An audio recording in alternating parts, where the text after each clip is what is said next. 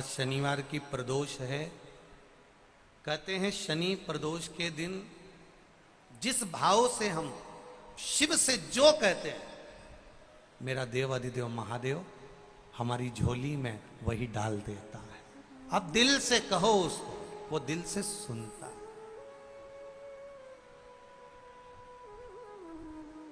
शिव का एक स्वरूप है दया, शिव का एक स्वरूप है प्रतीक्षा, शिव का एक स्वरूप है समर्पण।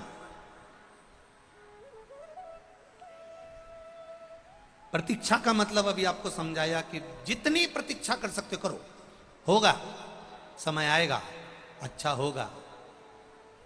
समय लग सकता है, किसी किसी के फाइल अगर ज्यादा मोटी होती है तो इसको छुपाने में दबाने में समय लगता है। छोटी मोटी फाइल तो कहीं पे भी दबा दो चल जाए, पर मोटी सी फाइल कोई दबे तो किसी किसी का पूर्व का कर्म थोड़ा ज्यादा हो सकता है, पाप कर्म ज्यादा हो सकता है, तो छुपाने में समय लग सकता है। परंतु बाबा के यहाँ देर हो सकती है पर अंधेर नहीं हो सकती। लगे समय, होगा, आएगा समय, श्रेष्ठ आएगा, अच्छा आएगा। शिव पुराण कह रही है दया। मां पार्वती जी बैठी हैं शिलाखंड पर, बच्चे के रोने की आवाज आ रही है वापिस। पार्वती मैया बेलपत्री के पत्ती की माला बना रही हैं, मंदार के फूल लगा रही हैं, शमी के पत्ते लगा रही हैं। कल आपको कथा में कहा था किन किन चीज में सुई का प्रयोग नहीं होता। ये सुई इसीलिए हमारे सनातन धर्म में बेटी की विदाई में चलनी, झाड़ू, सुई और अचार।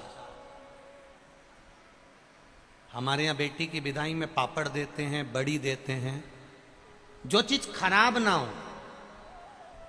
हमारे यहाँ बेटी की विदाई में पापड़ बना कर देते हैं, बड़ी भी बनाते हैं, मूंग की आदि आदि चीज। पर कुछ चीजें हमारे यहाँ बेटी की विदाई में नहीं जाती महाराज। एक सुई, दूसरी जम के बोलो जरा, झाड़ू, तीसरी चलनी और चौथी अचार की बरनी। ये चीजें नहीं।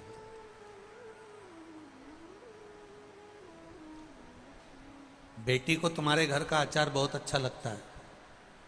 वो कहती है मम्मी मेरी माँ बहुत अच्छा अचार डालती। तो बेटी से कह देना बेटा एक काम कर, तू केरी मंगवा के रख ले, तू गोंदिया मंगवा के रख ले, नींबू मंगवा के रख ले, मैं आऊँगी आधा घंटा के लिए तेरे यहाँ अचार डाल के वापिस आ जाऊँगी। मैं दुनिया का सारा सामान बेटी को दे सकती हूँ, पर बेटी की जिंदगी में खटास उत्पन्न हो, बेटी के जीवन में कहीं सड़न उत्पन्न हो, इसलिए मैं अचार नहीं दे सकती, सुई नहीं दे सकती, झाड़ू नहीं दे सकती और चलनी नहीं दे सकती।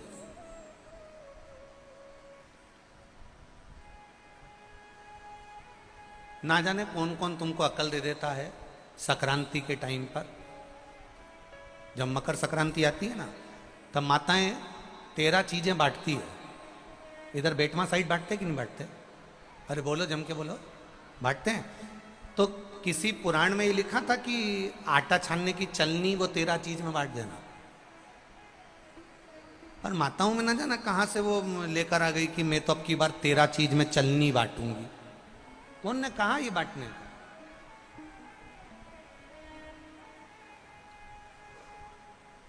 जो भगवान की सेवा में कार्य आए, जो भगवान के भजन में कार्यरत रहे, जो भगवान की सेवा में, ठाकुर की सेवा में, राम की सेवा में, मेरे कृष्ण की सेवा में, मेरे शिव की सेवा में जो तल्लीनता से सेवा में कार्य आए, वो चीज बांटो तो चल जाइए। चलनी कौन ने बांटने की थी तुमसे कि चलनी बांट? ना ना ना महाराज, माता पार्वती जी बैठी हैं बेलपत्री की माला बना रही हैं, मंदार के फूल लगा रही हैं, शमी के पत्ते लगा रही हैं। बच्चे ने फिर आवाज लगाई, माता मुझे बचा लो माँ, माता मुझे बचा लीजिए, माँ मुझे बचा लो माँ, माँ मुझे बचा लो माँ। पार्वती जी फिर खड़ी हुई और माता पार्वती जी ने शिलाखंड पर खड़े होकर वापस निहारा, कोई बच्चा नजर नहीं आया, कोई बच्चा नजर नहीं आया। बार बार माता पार्वती बच्चे को निहार रही है और बच्चा चिल्ला रहा, बार बार पलट कर देखा जा रहा। फिर जब देखा पार्वती जी ने कि कोई समझ में नहीं आ रहा कि आखिर हो कौन रहा है, कौन चिल्ला रहा है, कौन बोल रहा है, किसको मालूम। थोड़ी देर बाद मां फिर सेवा में तल्लीन हुई। शिव महापुराण की कथा कहती है, जब जब आप सेवा में तल्लीन होंगे, जब जब आप भगवान की सेवा में जाएंगे, जब जब आप किसी अच्छे कार्य के लिए अग्रण्य बनेंगे, तब कोई ना कोई आपको रोकने का प्रयास करेगा, किसी न किसी तरह से तुम्हें थामने का प्रयास करेगा, किसी न किसी तरह से तुम्हें रोकने का, अवरुद्ध करने का प्रयास किया जाएगा। पर तुम्हारी भक्ति प्रबल होना चाहिए, दृढ़ता प्रबल होना चाहिए।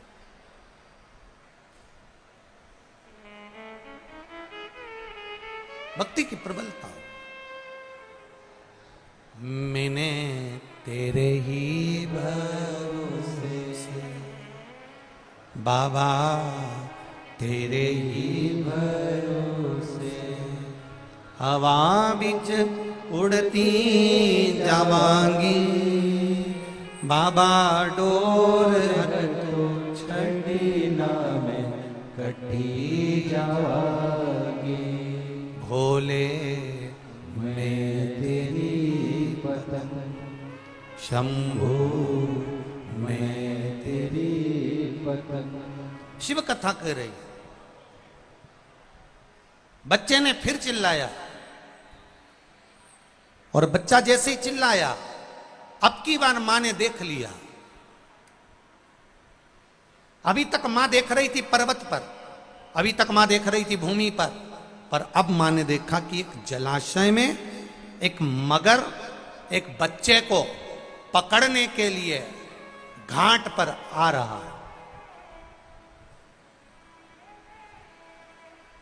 एक मगर, एक घड़ियाल, एक बच्चा सोया हुआ है, उसको पकड़ने के लिए घाट पर आ रहा है। छोटा सा बच्चा है। अब मां से रहा नहीं गया, मां से रहा नहीं गया। जैसे ही वो छोटा सा बच्चा चिल्लाया, पार्वती मैया पर्वत पे से कूद कर, जिस शिला पर माता पार्वती जी बैठी थी उस पे से कूद कर मां तुरंत मां उस शिला से कूदी और कूद कर जलाशय के पास में मेरी माता पहुंच गई। अब जैसे ही जलाशय के पास मेरी मां पहुंची और माता ने देखा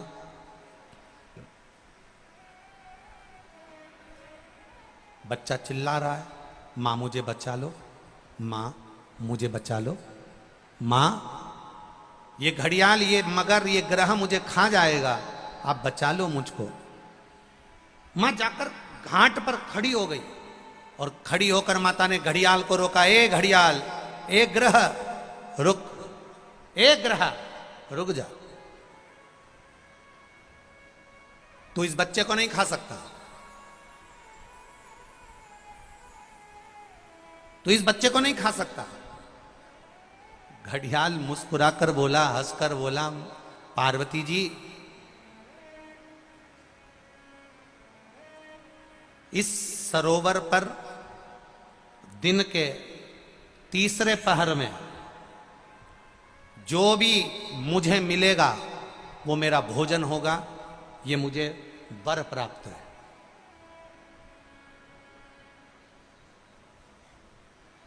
तीसरे पहर में जो भी मुझे मिलेगा इस सरोवर के तट पर, वो मेरा भोजन होगा।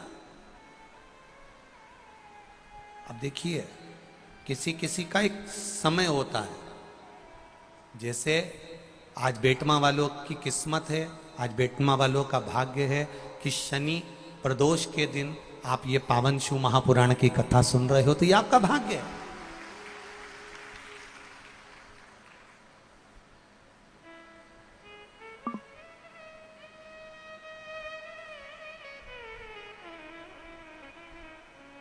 ये आपका भाग्य है, ये आपका सौभाग्य है। कुछ किस्मत में लिखा होता है, कुछ भाग्य में लिखा होता है।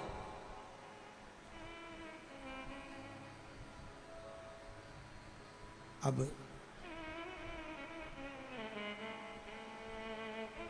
एक ग्रह, तुम इस बच्चे को नहीं खा सकते। ग्रह कह रहा है कि दिन के तीसरे पहर में जो भी मुझे भोजन मिलेगा मेरे घाट पर मुझे खाना है, क्योंकि ये मेरा आहार है, ये मेरा भोजन है, मैं इसको खाऊंगा।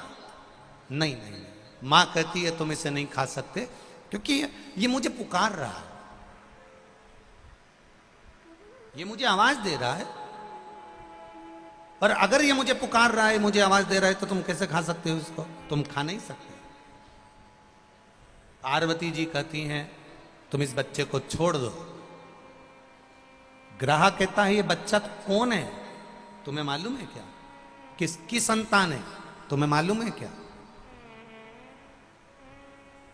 एक बहुत सुंदर संवाद ब्रह्मवेत्ता पुराण का है। आज शनि प्रदोष के दिन आप लोगों को थोड़ा स्मरण में ला दूं। किसी भी चीज का उद्यापन करो, 16 सोमवार का उद्यापन करो, चाहे तुम शुक्रवार का उद्यापन करो, चाहे तुम सोमवार का उद्यापन करो, चाहे तुम एकादशी का उद्यापन करो, चाहे तुम प्रदोष का उद्यापन करो, चाहे तुम जिस भी व्रत का उद्यापन करो, शिव महापुराण की कथा कहती है अपने घर के लोगों को गिनने से पहले बाहर के लोगों को गिनना जरूरी है। थोड़ा ध्यान देना। और आप लोग क्या करते हो? उद्यापन में सबसे पहले अपनी जेठानी को गिन लिया, इसको गिन लिया, उसको गिन लिया, उसको गिन लिया। और शिव महापुराण की कथा कहती है जेठानी तो तुम्हारे यहाँ का भोजन करेगी क्योंकि रिश्तेदार है, ननंद तुम्हारे यहाँ का भोजन करेगी क्योंकि रिश्तेदार है, तुम्हारी देवरानी भोजन करेगी क्योंकि रिश्तेदार है, तुम्हारी चाची सास भोजन करेगी क्योंकि रिश्तेदार है, तुम्हारी काकी सास भोजन करेगी क्योंकि रिश्तेदार है। जब हम उद्यापन में दूसरे को गिनते हैं और उसको कोई सामान देते हैं, उसकी कोई सामग्री, कोई सुहाग की पिटारी, कोई सामग्री हमने उसको उद्यापन में दी, तो वो हमारा दान कहलाता। हमने अपने परिवार वाले को भोजन कराकर अपन ने उद्यापन में गिन दिया और अपने परिवार वालों को दे दिया। इसको देना नहीं कहते, इसको दान नहीं कहते, इसका पुण्य आधा हो जाता है। इसके पुण्य की परिभाषा यहां नहीं कहा जाए।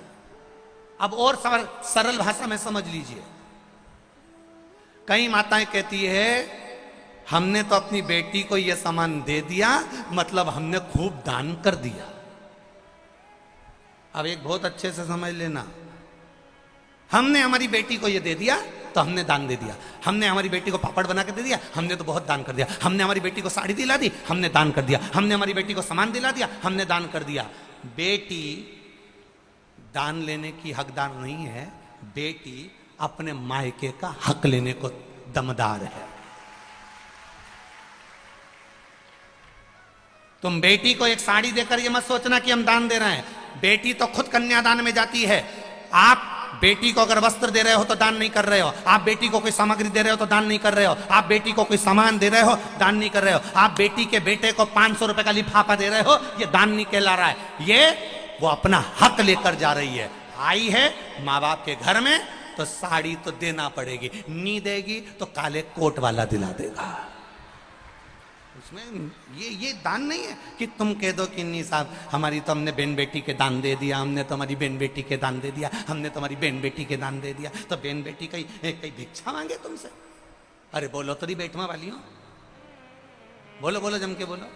तुम क्या भिक्षा मांगो कि हम भैया के जाएं तो दान लेके आएंगे? दान लेकर बहन बेटी नहीं आती। बेटी अपने भाई के यहां से दान लेकर नहीं आती। बेटी अपने मायके से दान लेकर नहीं आती। बेटी मायके में जाकर अपने माँ बाप से और कहती है कि किसी ब्राह्मण को बुलाकर मम्मी सत्यनारायण की कथा कराकर थोड़ा सा दान दे दो। ये बेटी कहती है। बेटी दान लेकर नहीं आती है, बेटी दान दिलवा कर आती है। और बेटी मायके से अगर एक साड़ी भी लेकर आती है तो वो दान की नहीं, बेटी अपना हक लेकर आती है। जब तक माँ बाप हैं तब तक बेटी लेकर आ रही। तो जितनी भी भाभियां हैं वो ये कहना बंद कर दे कि हमने ननन को कुछ दान दिया।